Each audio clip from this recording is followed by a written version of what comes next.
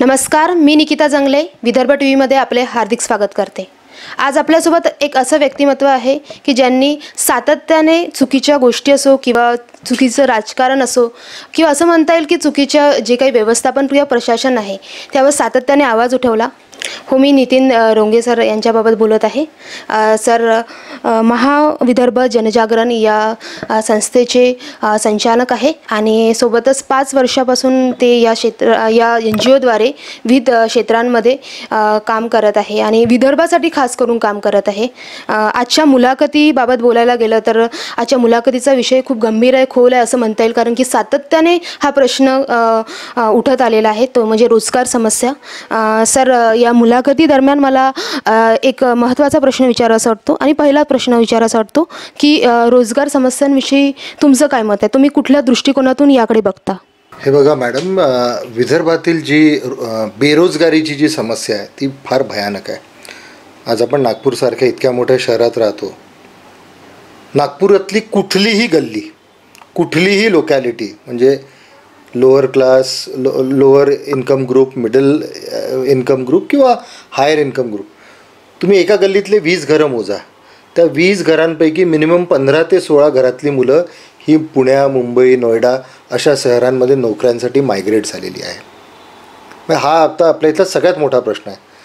दुसरं एक आहे की ह्या सगळ्या इंडस्ट्रीज त्या भागात आहे, आपली मुलं तिथे जाऊन नोकरी करतात। आता तुम्ही विदर्भाच्या हिशोबाने त्याचा विचार करा की विदर्भात इंडस्ट्री किंवा सेवा सेक्टर किंवा सॉफ्टवेअर इंडस्ट्रीज नाही आहे। याला काय लागतं? जमीन। तुम्ही या पॉईंटमध्ये आता आपण जिथे बसलेलो आहोत, तुम्ही चारी दिशांनी 20 मिनटं चालले जा, तुम्हाला ॲबंडंट ओपन लँड मिळते जिथे तुम्ही इंडस्ट्री सेटअप करू शकता। आपली MIDC खाली पडलेली आहे। दुसरी एक गोष्ट आहे इंडस्ट्रीला लागणारी, ती म्हणजे पाणी। विदर्भात पाण्याची इतकी मुबलक उपलब्धता आहे की विदर्भातली 80% जमीन ओलिताखाली येऊन आपण इंडस्ट्रीजला भरपूर पाणी देऊ शकतो। प्रॉब्लेम आहे विदर्भातल्या पाण्याचं नियोजन नाही आहे। तिसरी गोष्ट काय लागते इंडस्ट्रीला? पॉवर। लक्षात घ्या मॅडम, 70% महाराष्ट्राची पॉवर विदर्भ प्रोड्यूस करतो आणि ही सगळी पॉवर मुंबई, पुणे, ठाणे या बेल्टमध्ये कन्झ्युम होते, तिथल्या इंडस्ट्रीज चालतात। राहिला शेवटी म्हणजे कुशल मनुष्यबळाचा प्रश्न, म्हणजे ट्रेंड मॅनपॉवरचा प्रश्न। दरवर्षी बघा आपल्या इथले मुलं जून झाला, नोव्हेंबर, डिसेंबर झाले की ट्रेन आणि बस भरून भरून जातात। त्यामुळे झालेलं काय आहे, विदर्भ, नागपूर आणि अनेक बाकीची शहरं, चंद्रपूर असू द्या, गोंदिया असू द्या, वर्धा असू द्या, ही सगळी शहरं काही वर्षांमध्ये फक्त रिटायर्ड लोक राहतील इथे। त्या मायबापांना वाटत नसेल का की आमच्या मुलांनी इथे राहावं? आणि तुम्ही तिथल्या मुलांशी बोलून बघा, ती सगळी मुलं इथे येऊन काम करायला तयार आहेत। म्हणजे असलेल्या पगारापेक्षा 10-20% कमी पगारावर इथे येऊन काम करायला तयार आहेत। समजा एक इन्फोसिस आहे, इन्फोसिस पुण्याला, इन्फोसिस नागपूरला आली, त्या मुलांना नागपूरला यायची तयारी आहे, पण इथे कोणाचं राजकीय लक्षच नाही आहे। त्या कंपनीला किती मोठं सेविंग आहे। आणि नागपूर तसं वेल कनेक्टेड आहे, विदर्भ वेल कनेक्टेड आहे, पण केवळ राजकीय शक्तीचा अभाव असल्यामुळे आपल्या इथं हे उद्योग येत नाही। आणि गेल्या 30 वर्षापासून जे चालू आहे ते पुढचे 300 वर्ष असंच चालू राहणार आहे की मायबापांनी मुलांना जन्म इथे द्यायचा, त्यांच्या ग्रॅज्युएशनपर्यंतचं शिक्षण इथे करायचं, त्यांच्यावरती सगळं खर्च करायचा आणि मुलांनी साध्या नोकऱ्या करायला पुण्या, मुंबईला जायचं। ही काळ्या आता दगडावरची रेघ आहे। याच्यामुळे दुसरा प्रॉब्लेम काय झालेला आहे, माझ्याकडे आकडेवारी आहे म्हणून तुम्हाला बोलतो की औद्योगिक व सेवा क्षेत्र जे आहे म्हणजे इंडस्ट्रीयल अँड सर्व्हिस सेक्टर आहे, त्याच्यात उर्वरित महाराष्ट्रात, रेस्ट ऑफ महाराष्ट्र, मुंबई वगळून, मुंबई हे टोटली एक वेगळं युनिट आहे। हजारामागं 785 लोकांना रोजगार मिळतो, मराठवाड्यात हजारामागं 570 लोकांना रोजगार आहे आणि विदर्भात हजारांपैकी फक्त 382 मुलांना रोजगार मिळतो आहे। मॅडम, म्हणजे तुम्ही तफावत बघा किती मोठी आहे। त्यामुळे विदर्भात बेरोजगारीचा प्रश्न हा फार मोठा प्रश्न आहे।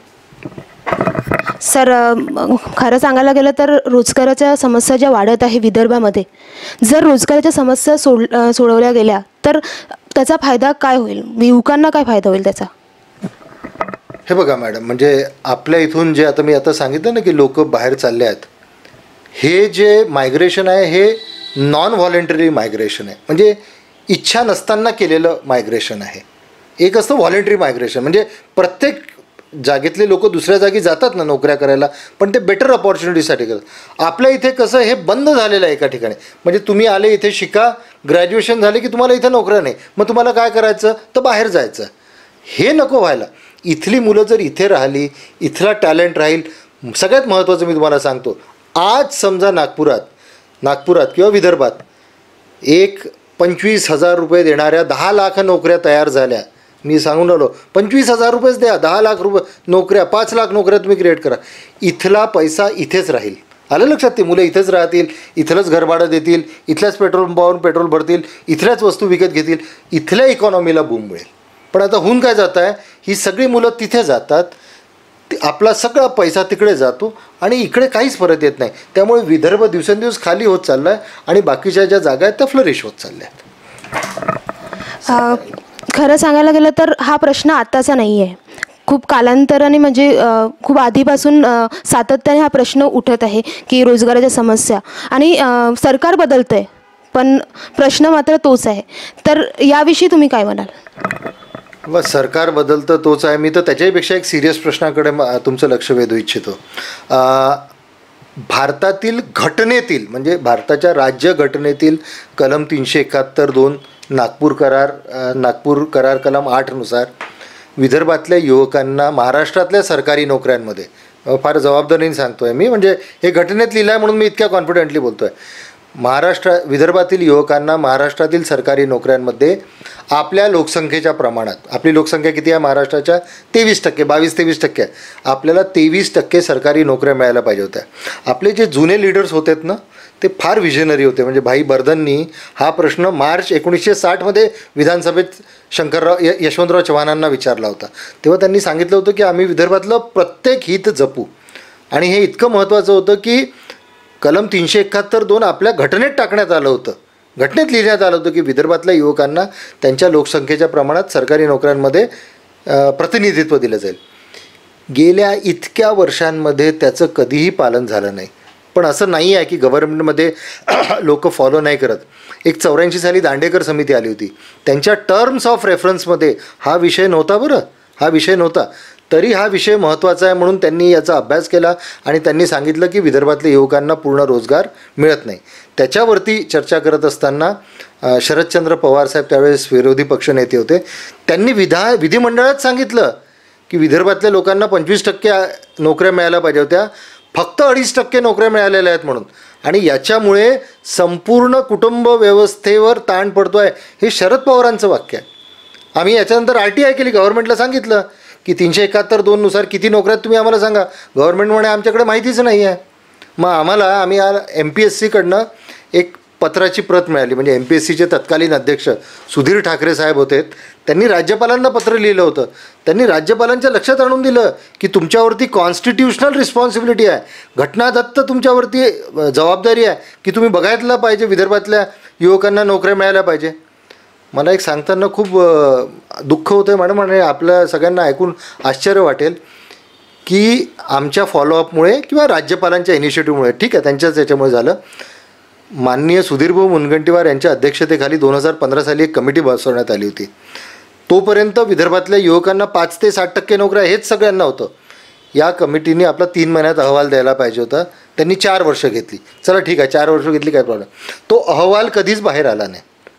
आणि एक दिवस सुधीरभाऊ मुनगंटीवार, जे आमच्या विदर्भातले कट्टर विदर्भवादी, ज्यांना विदर्भाचे सगळे प्रश्न माहिती आहे, त्यांनी विधिमंडळात डिक्लेअर करून दिलं विदर्भातल्या युवकांना 26.28% नोकऱ्या आहे, आता आपला काही बॅकलॉग नाही, काही नाही.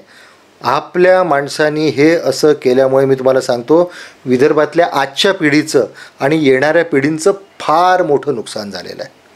या गोष्टीची विदर्भातल्या युवकांना फार मोठी किंमत चुकवावी लागणार आहे. कारण उद्या कोणी आपण आवाज उठवायला जाऊ ना की तुम्ही असं केलं हे का, ते म्हणतील, काय म्हणतील, तुमच्या विदर्भातलेच मंत्री होते, त्यांनीच हे असं म्हटलं, आमच्या याच्यावर काही नाही. आता मी दुसऱ्या प्रश्नाकडे येतो. हे संपूर्ण चुकीचं आहे. दुसरी एक गोष्ट मी सांगतो तुम्हाला की आत्ता माननीय गृहमंत्री जे आहेत महाराष्ट्राचे, त्यांनी डिक्लेअर केले, कॅबिनेट डिसिजन घेतलं की आम्ही आता आम्ही महाराष्ट्रात पोलिसांच्या 12,538 जागा भरणार आहोत.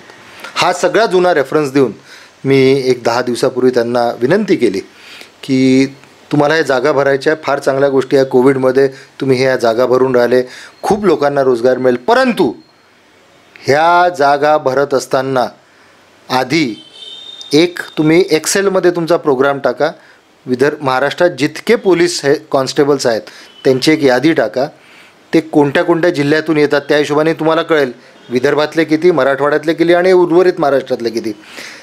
हा जो बॅकलॉग येईल, सर्वात आधी विदर्भातल्या लोकांचा बॅकलॉग भरा आणि मग उरलेल्या नोकऱ्या तुम्ही मराठवाडा आणि उर्वरित महाराष्ट्रातल्या लोकांना द्या. आणि मी एक सांगतो आहे मॅडम, ही जी मागणी करतो आहे ही काही पॉप्युलिस्ट मागणी नाही आहे, काहीतरी आमच्या मनात आलेलं आहे म्हणून नाही बघणार आहे.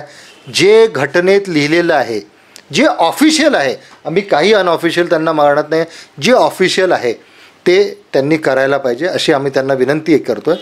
आता बघूया महाराष्ट्र शासन त्याच्यावरती काय निर्णय घेतो. पण एक मी तुम्हाला सांगतो की प्रत्येक विभागात जेव्हाही आता नोकरी भरती होईल तेव्हा ही गोष्ट जर कटाक्षाने फॉलो झाली तर विदर्भातल्या युवकांना प्रचंड प्रमाणात नोकऱ्या मिळतील. आता समजा या हिशोबाने त्यांनी केलं तर विदर्भात फार झालं तर 2-3 हजार युवकांना नोकऱ्या मिळतील.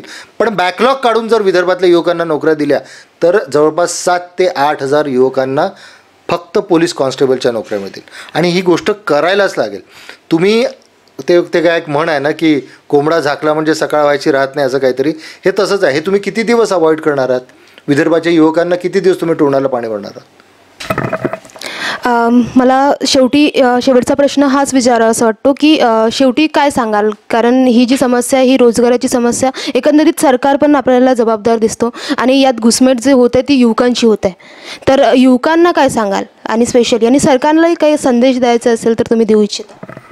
आपल्या चॅनलमार्फत मी विदर्भातील युवकांना एकच संदेश देऊ शकतो की ही जी मागणी आहे, ही जी आपण सरकारकडे मागणी केलेली आहे, सोप्या आहेत. 3च गोष्टी आहेत त्याच्यात. भारतीय राज्यघटनेतील कलम 371(2), नागपूर करार कलम 8 आणि 5 ऑगस्ट 1994 विदर्भ वैधानिक विकास मंडळ ज्यावेळेस स्थापन झाली त्याच्यातील राज्यपालांच्या निर्देशानुसार 8(3), 8(4) आणि 8(5) या कलमांनुसार फक्त आपल्याला सरकारकडे ही मागणी मागायची की तुम्हाला नोकरी भरती करायची ना करा, तुम्ही आमचं फिजिकल घ्या, तुमची रिटर्न टेस्ट घ्या, पण हे करायच्या अगोदर या गोष्टींचं तुम्ही पालन केलंच पाहिजे. आणि मॅडम ही मागणी ना अशी काही अताताई वगैरे किंवा कोणाच्या तरी डोक्यातून आलेलं नाही आहे. कायद्यानुसार आपलं देश कशावर चालतो? घटनेवर चालतो, कायद्यावर चालतो. तुम्ही कायदेशीररित्या करा. आधी आमच्या विदर्भातल्या युवकांना नोकऱ्या द्या, बाकी सगळं. आणि विदर्भातील युवकांना ज्यांनाही हेड कॉन्स्टेबल बनावं आपण असं वाटतं की त्या सगळ्या युवकांना माझी विनंती आहे की तुम्ही फॉर्म करून आले, त्याची नोकरीची तयारी करून आले, सगळं ठीक आहे. त्याच्या अगोदर हा जो कागद आहे, हे जे अर्ज आहे, आम्ही फेसबुक व्हॉट्सॲपवरही टाकतो आहे, एवढं एक पत्र घेऊन तुम्ही तुमच्या लोकप्रतिनिधीकडे जा, शांतपणे त्याला हात जोडा, त्याला ह्या सगळ्या बाबी समजावून सांगा आणि त्याला सांगा की बाबा रे तू आता गव्हर्नमेंटवर प्रेशर टाक आणि ह्या सगळ्या गोष्टी तुम्ही करून आणा. आणि हे डुएबल आहे. हे म्हणजे असं काही खूप हवाई नाही आहे, हे डुएबल आहे. हे 100% होऊ शकतं. आणि याने काय होईल मॅडम, एकदा पोलीस कॉन्स्टेबल भरतीत विदर्भातल्या युवकांचा बॅकलॉग भरणं सुरू झाला की याच्यानंतर समजा दुसऱ्या डिपार्टमेंटच्या नोकरी निघाल्या, महसूल आहे, कृषी आहे, या सगळ्या गोष्टींमध्ये विदर्भातल्या युवकांना त्यांच्या बॅकलॉगच्या प्रमाणात नोकऱ्या मिळणं सुरू होतील आणि काही वर्षात विदर्भाची सुबत्ता होईल. आणि मी अजून एकदा सांगतो तुम्हाला की आपण जरी ह्या सगळ्या गोष्टी करत असलो तरी आपल्या चॅनलमार्फत माझं हे म्हणणं आहे, आमचा जो इतक्या वर्षांचा अनुभव आहे, मला बिलकुल अपेक्षा नाही की सरकार याच्याबाबत काही डिसिजन घेईल. कारण सरकार ही कायम, कुठली सरकार असो, ही कायम पश्चिम महाराष्ट्र आणि मुंबई त्या भागातलेच सपोर्टिंग असतं. त्यामुळे जर हे करायचं आहे तर स्वतंत्र विदर्भ राज्याला पर्याय नाही. कारण ज्या दिवशी स्वतंत्र विदर्भ राज्य होईल त्या दिवशी इथल्या 100% नोकऱ्या ह्या केवळ आणि केवळ विदर्भातल्या युवकांनाच मिळतील. धन्यवाद. खरं तर आजचा विषय खूप महत्त्वाचा विषय होता, कारण की त्या रोजगार समस्या, युवकांच्या ज्या रोजगार समस्या आहे ह्या सातत्याने उठणारा प्रश्न आहे. आणि याविषयी सरांनी ज्या प्रकारे आपले मत व्यक्त केले किंवा आपले विचार आपल्यासोबत शेअर केले, नक्कीच मी सरांचा आभार मानते. आणि नक्कीच त्यांच्या विचारातून आपल्याला कुठेतरी प्रेरणा मिळेल आणि युवकांना एक पॉझिटिव्ह म्हणता येईल किंवा सकारात्मक संदेश किंवा सकारात्मक दृष्टिकोनातून या समस्येकडे बघता येईल. धन्यवाद. कॅमेरामॅन विकास जीवनेसोबत मी निकिता जंगले, विदर्भ TV नागपूर.